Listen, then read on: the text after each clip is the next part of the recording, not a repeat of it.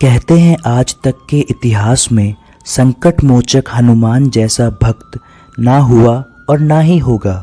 वाल्मीकि रामायण में राम भक्ति से जुड़े हुए पवन पुत्र हनुमान के कई प्रसंग मिलते हैं। जैसा कि हम सभी जानते हैं, प्रभु श्री राम द्वारा सीता मैया को लंका से वापस लाने के प्रयास में राम भक्त हनुमान ने शुरू से अंत तक श्री राम का साथ दिया था। इतना ही नहीं, लंका में युद्ध के समय लक्ष्मण के मूर्छित हो जाने पर हनुमान जी द्वारा लाई गई संजीवनी बूटी से ही लक्ष्मण को जीवन दान मिला था। वहीं दूसरी ओर महाभारत काल में कुरुक्षेत्र के युद्ध में भगवान श्री कृष्ण अर्जुन के सारथी बने थे। उस समय भी हनुमान अपने लघु रूप में रथ पर विराजमान थे। भगवान श्री राम भी हनुमान को अपने भाइयों जितना ही स्नेह करते थे। लेकिन पद्म पुराण में वर्णित एक कथा के अनुसार एक बार श्री राम ने अपने गुरु के कहने पर भक्त हनुमान पर ब्रह्मास्त्र का प्रयोग किया था।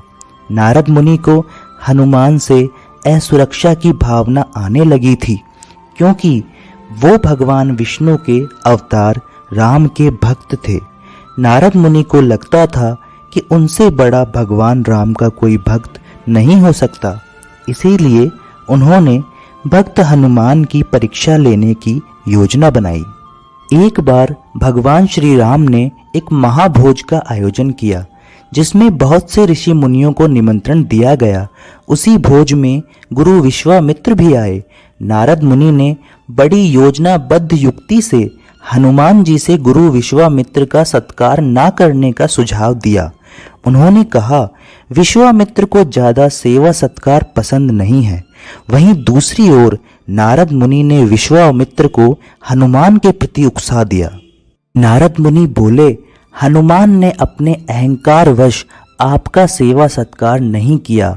विश्वामित्र ने नारद मुनि की बातों में आकर राम को हनुमान को दंडित करने का आदेश दिया।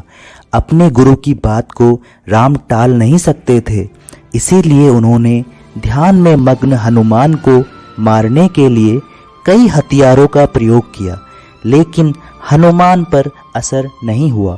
तब श्री राम ने ब्रह्मास्त्र का प्रयोग किया, परंतु इस बार भी हनुमान को कोई हानि नहीं पहुंची। नारद यह सब देखकर हैरान थे। उन्होंने आगे बढ़कर हनुमान से इस बारे में पूछा, क्योंकि ब्रह्मास्त्र के प्रभाव से बच पाना असंभव था।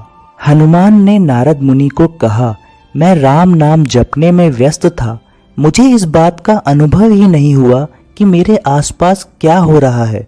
मुझे स्वयं को किसी से भी श्रेष्ठ साबित करके क्या प्राप्त हो जाएगा।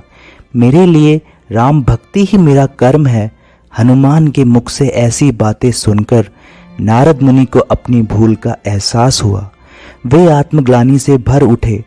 उन्होंने हनुमान जी से अपनी करनी के लिए क्षमा मांगी और सारी बात श्री राम को भी बता दी।